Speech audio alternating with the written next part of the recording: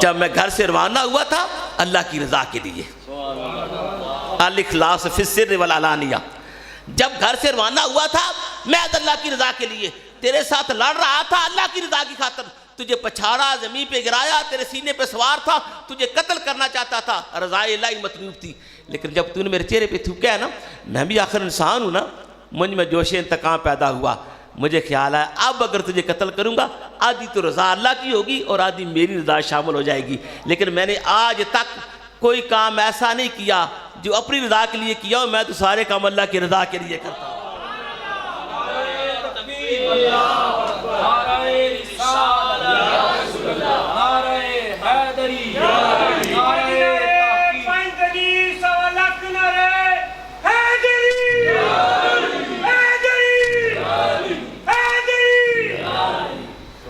کہاں جانا تھا اس نے، یہ ہمارے اسلاف کا کردار تھا۔ اچھا یہاں پہ ایک بات اور ضمن آ گئی ذہن میں، علامہ محبوب احمد باروی صاحب فرما رہے تھے کہ سید آفتاب حیدر شاہ، اچھا میں یہ گزارش کرتا چلوں میں سید نہیں ہوں، حضرت علی کی غیر فاطمی اولاد ہوں، ہاں شاہ ضرور لکھتا ہوں کیونکہ حضرت علی کی اولاد ہوں، لیکن سید نہیں ہوں۔ ہم تو سادات کے جوڑے اٹھانے والے ہیں، نوکر ہیں سادات کا بڑا مقام ہے بھائی، ہم تو ان کے جوتے اٹھانے والے ہیں۔ تو عرض کر رہا تھا کہ اس پہلوان نے کافر پہلوان کے جاتے ہوئے قدم رک گئے، کہنے لگا علی اس طرح پوری طرح قابو میں تھا، آسانی سے قتل کر سکتے تھے، کیوں چھوڑا ہے؟ آپ نے فرمایا تو اسلام کے فلسفے کو سمجھا نہیں ہے، میں گھر سے روانہ ہوا اللہ کی رضا مطلوب تھی، تجھے پچھاڑا، تجھے قتل کرنا چاہتا تھا اللہ کی رضا کی خاطر، جب تو نے میرے چہرے پہ تھوکا ہے نا تو میں نے سوچا اب اگر تجھے قتل کروں گا آدھی تو رضا اللہ کی ہوگی اور آدھی علی کی رضا شامل ہو جائے گی، میں نے آج تک اپنی رضا کے لیے کام تو کوئی کیا ہی نہیں ہے، جو بھی کام کرتا ہوں میں اللہ کی رضا کی خاطر کرتا ہوں۔ وہ کافر پہلوان کہتے ہیں اچھا ہر کام اللہ کی رضا کے لیے کرتے ہو؟ ہاں ہر کام اللہ کی رضا کی کرتا ہوں۔ وہ کہنے گا اچھا مجھے بھی اس کا کلمہ پڑھا دیں، میں بھی اس ذات باری تعالیٰ پہ ایمان لانا چاہتا ہوں۔ اس نے کلمہ، مولا علی نے کلمہ پڑھایا، اس کافر پہلوان نے کلمہ پڑھا اشہدو ان لا الہ الا اللہ محمد رسول اللہ، کفر کی زنجیروں کو توڑ کر اسلام قبول کر لیا۔ یہ ہمارے اسلاف کا کردار تھا کہ ان کا کردار دیکھ کے لوگ کفر کو چھوڑ کے اسلام قبول کر رہے ہیں۔ امام غزالی یہاں بھی نہیں رکے، اور فرماتے والمخلوصون کلہم علی خاطر الا الخائفین، عالم بھی ہے اپنے علم پہ عمل بھی کرتا ہے، عمل میں اخلاص بھی ہے، علی خاطر پھر بھی خطرے کی گھنٹی بج رہی ہے۔ امام غزالی کیا فرمانا چاہتے ہو؟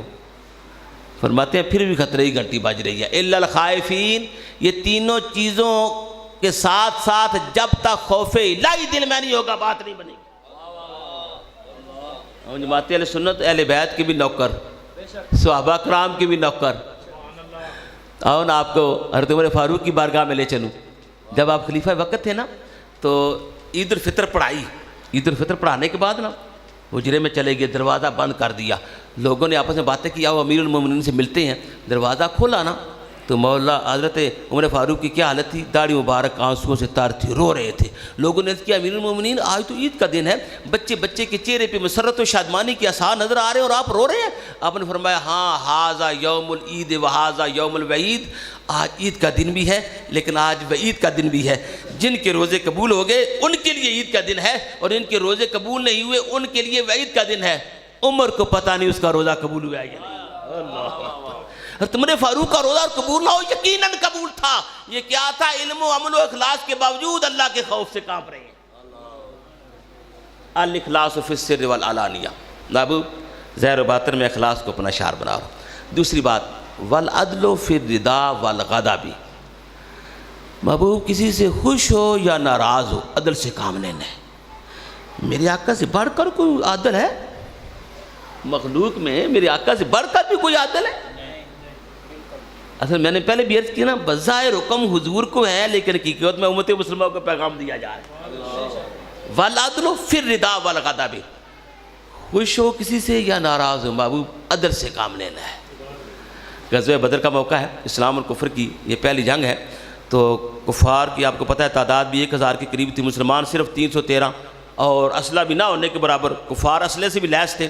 کفار نے صف بندی کر لی، حضور علیہ السلام صحابہ کی صف بندی کر رہے ہیں، آپ کے ہاتھ میں تیر ہے، تو صحابہ انتظار میں حضور جو ہی حکم ارشاد فرمائے نا کافروں کے ساتھ لڑ جائیں، جذبہ جہاد ہے نا، تو اسی جذبے میں نا حضرت سواد رضی اللہ تعالیٰ عنہ صف سے تھوڑا سا آگے بڑھے، یہ صف ہے نا، تھوڑا سا آگے بڑھے، حضور جو ہی حکم دیں گے نا میں کافروں پہ حملہ کر دوں گا، جذبہ جہاد تھا۔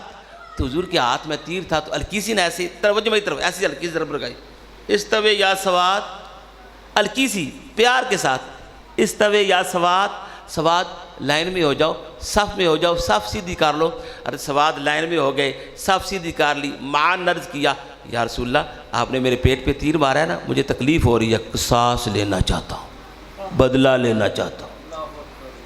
میرے آقا نے یہ نہیں فرمایا تو میرا غلام ہو کہ مجھ سے بدلہ لے گا؟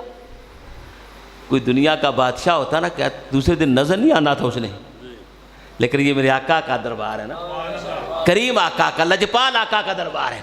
حضور نے یہ نہیں فرمایا سواد مجھ سے بدلہ لے گی، میرا غلام ہو کے لے گا، نہیں، حضور نے تیر پکڑا دیا حضرت سواد کو، سواد یہ تیر لے بدلہ لے لے۔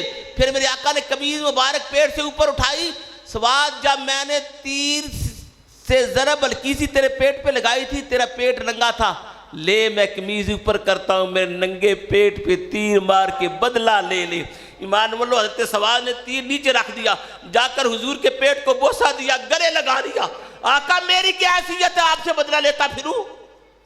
حضور نے فرمایا سواد تو نے ایسا کیوں کیا؟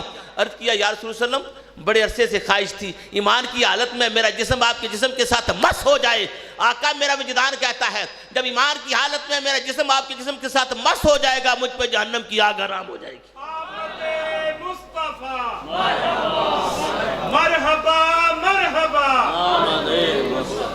اپنے آپ سے عدل دلوا رہے ہیں میرے آقا۔ غزوہ حنین کا موقع ہے، اسلام اور کفر کی جنگ ہے، سخت ہجوم تھا، گتھم گتھا لڑائی شروع ہو گئی۔ حضرت عبداللہ بن ابو بکر رضی اللہ تعالیٰ عنہ آپ فرماتے ہیں کہ میرے پاس ایک شخص آیا اور آ کر کہتا ہے کہ عبداللہ جب یہ لڑائی جاری تھی نا تو چونکہ ہجوم بہت زیادہ تھا، بہت زیادہ بھیڑ تھی، تو میں نے سخت جوتے پہنے ہوئے تھے تو میرا پاؤں نادانستہ، جان بوجھ کے نہیں، نادانستہ حضور کے پاؤں پہ آ گیا، جوتے بڑے سخت پہنے ہوئے تھے۔